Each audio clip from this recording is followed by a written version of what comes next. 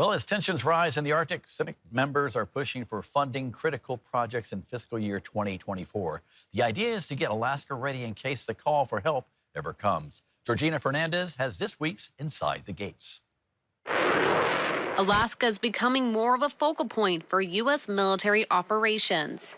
What I've been trying to do literally since I arrived in the U.S. Senate was make the case to our leaders in the Pentagon just how important we are, how strategically important the Arctic is. On July 27th, the U.S. Senate took a step forward, solidifying Alaska as a critical component in Arctic national security, passing the National Defense Authorization Act for fiscal year 2024.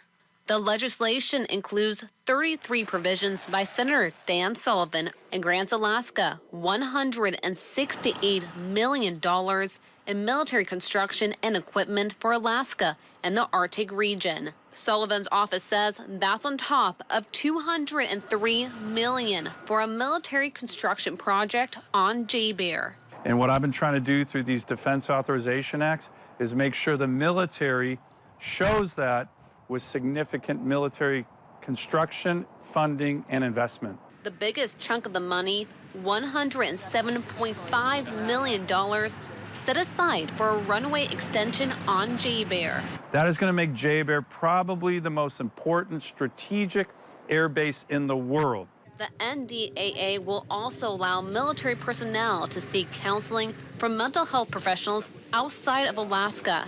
When you see the young men and women who serve in our military take their own lives in our state, there's nothing more heartbreaking. Sullivan was told by service members that access to mental health services in Alaska were tight, and they face long wait times. My preference would be to have more of those services provided here in the state, but in the absence of that, the ability to actually go out of state to continue to get these services is still really important.